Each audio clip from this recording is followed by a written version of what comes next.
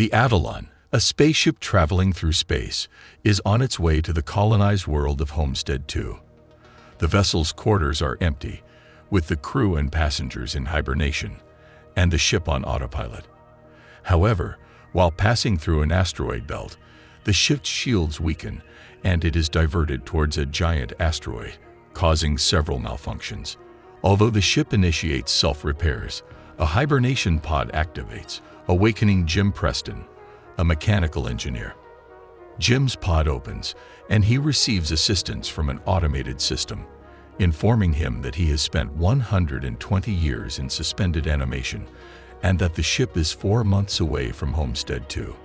He is given instructions on his ID band, cabin, and primary activities before the planet's arrival. Excited to meet others on the ship, he enters an automated class for a group learning experience. As a hologram explains Earth's overpopulation, overpricing, and overrating, Jim looks worried. The hologram requests that he hold his questions until the end of the lesson, but Jim persists in asking why he is the only one present. Realizing that the hologram cannot answer him, he sets out to find other passengers. However, the main concourse of the ship is empty, and he seeks help from an automated information desk, asking to speak to a real person. The desk sends him to a steward, but no one is there. Jim then asks to speak to the captain. Upon reaching the bridge, Jim discovers that the main crew is still in hibernation, and he is denied access to enter. He heads to the observatory, where he discovers that the ship is 90 years away from Homestead 2. Jim realizes that he has awakened too early and quickly returns to the concourse, sending a message back to Earth asking for help in returning to hibernation. However, the communication system informs him that a response would take approximately 55 years, leaving Jim distraught. While exploring the ship, Jim discovers a bar with another person present. However, he soon realizes that the bartender is an android named Arthur. Jim attempts to obtain more information from Arthur, but he cannot explain how he arrived ahead of time. Despite this, Jim returns to the bar and seeks advice from Arthur, who encourages him to break into one of the gold class rooms and enjoy himself. Although Jim tries various restaurants, games, and entertainment systems, he ultimately becomes more miserable as time passes due to his solitude. One day, Jim gets drunk and wanders around the hibernation pods. He finds an airlock with spacesuits for spacewalks, puts one on, and heads to the airlock. Jim releases the airlock door, mesmerized by the view once outside the ship. He's the only conscious person experiencing that moment in time. Jim releases the magnets on his boots and floats in space, feeling devastated when he returns to the ship. After taking off the suit, Jim returns to the airlock without it on, ready to end his life. However, he changes his mind, runs back inside, and slips on a bottle. Jim notices a woman named Aurora in one of the pods and becomes enamored with her after listening to her passenger interview. Later, he sits next to her pod, still listening to her interviews. In the bar, Jim discusses Aurora's writing with Arthur and becomes obsessed with his situation's irony. He went to another planet for a better life, woke up early, didn't make it there, and found his perfect woman, but she is out of reach. Jim starts getting the idea to wake her up too, but the android doesn't understand the dilemma. If he wakes her up for his benefit, he'd be stranding her there with him to die on the ship. Jim decides against it, but he can't let it go and eventually changes his mind. Jim manages to activate Aurora's pod and hides as she wakes up. When he sees her, he tells her they're the only ones awake and takes her to the observatory.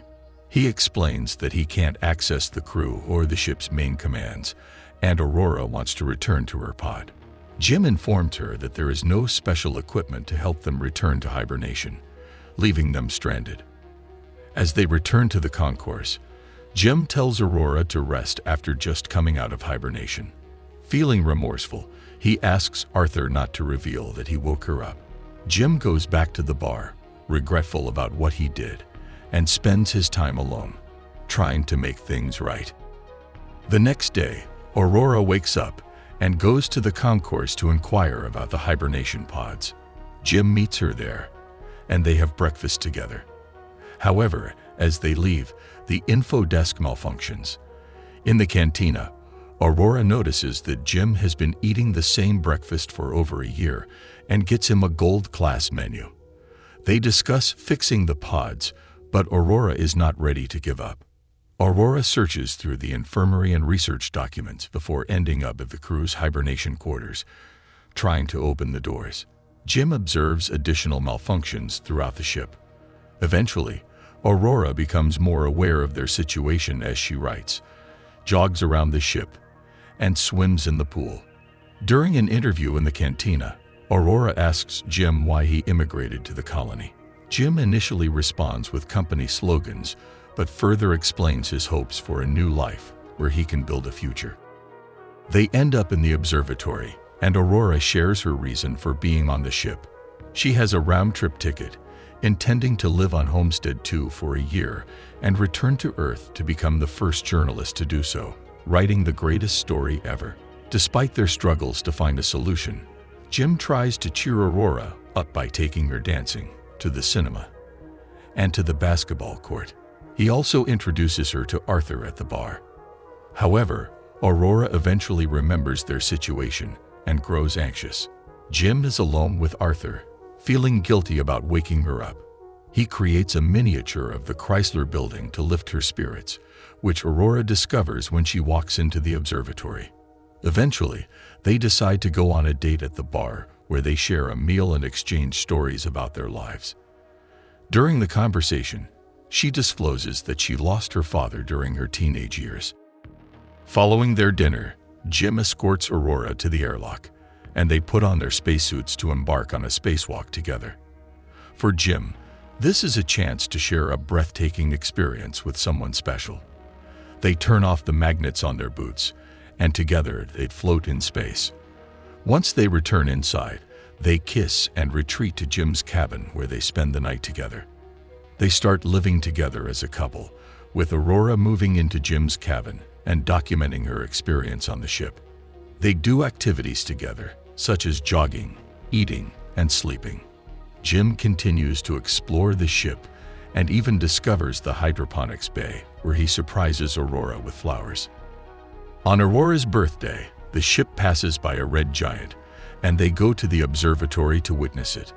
They celebrate the occasion at one of the many restaurants on the ship before heading to the bar. While Jim is in the washroom, he prepares the ring he made for Aurora, while she talks to Arthur. Unfortunately, Arthur tells Aurora about Jim waking her up intentionally, unaware that it was still supposed to be a secret. When Jim returns, Aurora confronts him in shock. Furious and panicked, Aurora runs away, and Jim returns to his cabin to find all her belongings gone. The next day, he sees her in the cantina, but she runs away the moment he speaks to her. Aurora is desperate and even goes to Jim's cabin at night, punching and kicking him out of rage and the desire to kill him. Despite Aurora's avoidance, Jim tries to apologize and explain his actions over the comms. He confesses that he fell in love with her, but Aurora remains unforgiving as she can't come to terms with the fact that Jim took away her life. One night, Jim is in his cabin when the ship faces another malfunction. The ship experiences a critical error, and the main command shuts down. Later, when Jim enters the elevator, it malfunctions. When Aurora walks into the main concourse, she discovers that Jim has planted a tree there. Later, she goes to the cantina, where she discovers the food dispensary malfunctioning. Suddenly, they hear the voice of the deck chief over the comms, asking about the person who planted the tree. Both Jim and Aurora run to the concourse, where they find Gus Mancuso standing in front of Jim's tree. They introduce themselves and inform the chief about the situation. The chief is baffled about how 3 pods could malfunction at the same time. Mancuso takes Jim and Aurora to the bridge to investigate a ship malfunction that can only be resolved by checking the system's data manually. While leaving the bridge, they narrowly avoid being hit by a falling robot, and they inform Mancuso about the frequent malfunctions occurring throughout the ship. Mancuso demonstrates how to collect data to find the root of the problem. Mancuso examines the pods with Jim when he figures out what happened to Aurora's pod. The deck chief finds Jim's actions deplorable, and later at the bridge, Aurora joins Mancuso as he reviews the collected data. They discuss Aurora's pod situation, but Mancuso informs her that there's nothing he can do to change the outcome. Jim brings in another malfunctioning robot, and Mancuso starts to feel the effects of hibernation sickness, causing him to retire for rest. As he leaves, he coughs up blood.